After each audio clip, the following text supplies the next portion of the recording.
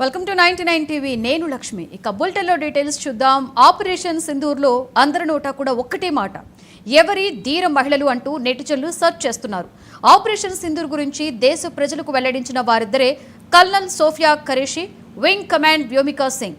ఇంత క్లిష్టమైన ఆపరేషన్ను కేవలం 25 నిమిషాల్లోనే ముగించి జైషే హెబ్జల్ స్థావరాలను ధ్వంసం చేసినట్లుగా తెలిపిన ఈ ఇరువురు మహిళా అధికారులు అందరి దృష్టిని కూడా ఆకర్షించారు. వీరి కళ్లలో తొణికిసలాడినటువంటి విజయ గర్వాన్ని ఆసక్తిగా తిలకించారు. ఇంతకు ఎవరి సోఫియా ఖురేషీ, వ్యోమికా సింగ్? వీరు నిర్వర్తించేటువంటి విధులు ఏమిటి? సైన్యంలో ఎప్పుడు చేరారు? వీరు సాధించిన ఘనతల గురించి వివరాలు మీకోసం.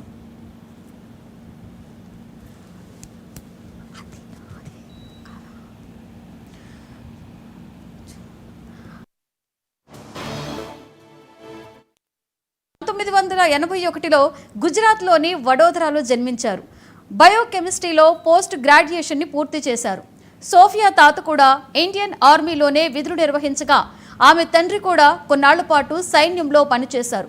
సోఫియా భర్త మైక్లెస్డ్ ఇన్ఫాంట్రీలో అధికారిగా పనిచేస్తున్నారు. వారికి ఓ కుమారుడు కూడా ఉన్నారు. ఇక సోఫియా కెరీర్ విషయానికి వస్తే ఆమె 1999లో భారత సైన్యంలో చేరారు. ఆర్మీలో లెఫ్టినెంట్గా నియమితులయ్యారు. సోఫియా ఖురేషీ ఐక్యరాజ్య సమితి శాంతి పరిరక్షక దళంలో 6 ఏళ్లు పనిచేశారు. ముఖ్యంగా 2006లో కాంగోలో జరిగినటువంటి మిషన్లో ఆమె కీలక పాత్ర పోషించారు. యుద్ధ ప్రాంతాలలో కాల్పుల విరమణను పర్యవేక్షించారు. ఆనాడు అక్కడ ప్రజలకు సాయం ఎంతో గర్వంగా ఉందని సోఫియా అంటారు. ఇక 2016లో పూణేలో జరిగిన ఎక్సర్సైజ్ ఫోర్స్ 18 అనేటువంటి అంతర్జాతీయ సైనిక విన్యాసంలో భారత సైనిక దళానికి నాయకత్వం వహించిన తొలి మహిళా అధికారిగా సోఫియా ఖురేషీ చరిత్ర సృష్టించారు.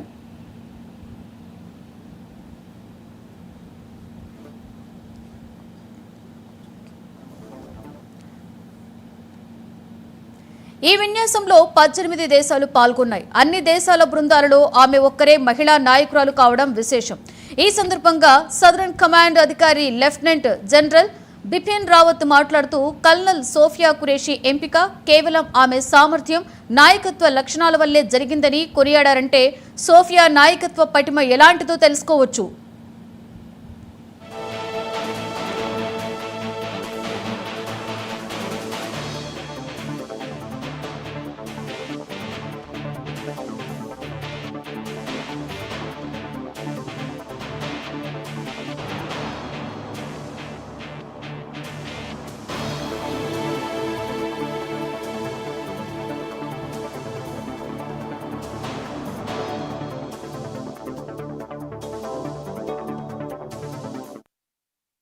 ఇక wing commander Vyomika Singh pilot కావాలి అనేది ఆమె చిన్ననాటి కల. అందుకే చదువుకునే రోజుల్లోనే ఎన్సీసీలో చేరారు.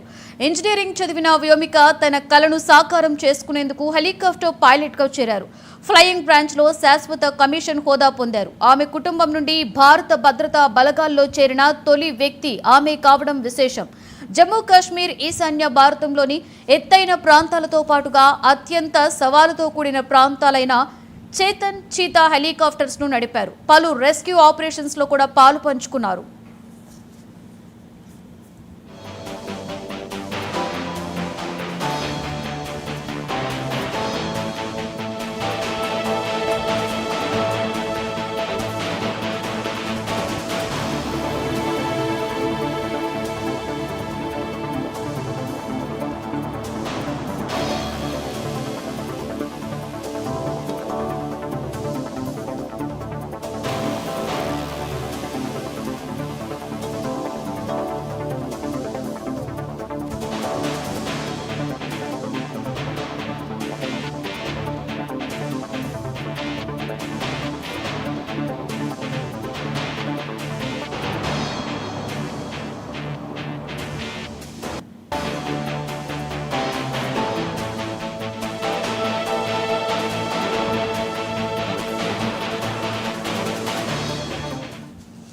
కేంద్రం వ్యవహరించిన వ్యూహాత్మకం వల్లే ఇలా ఈ ధీర వనితలు దేశ ప్రజల ముందుకొచ్చి బ్రీఫింగ్ ఇచ్చారంటున్నారు.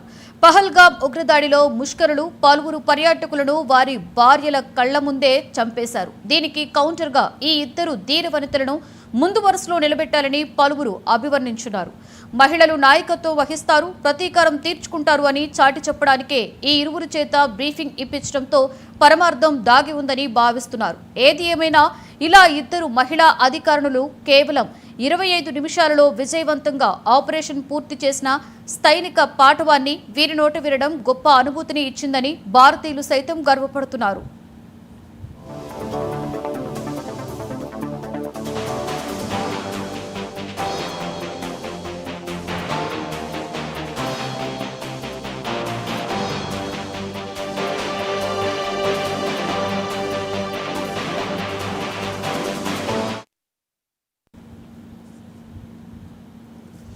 సాయుధ దళాలు శక్తి సామర్థ్యాలు, పౌరుల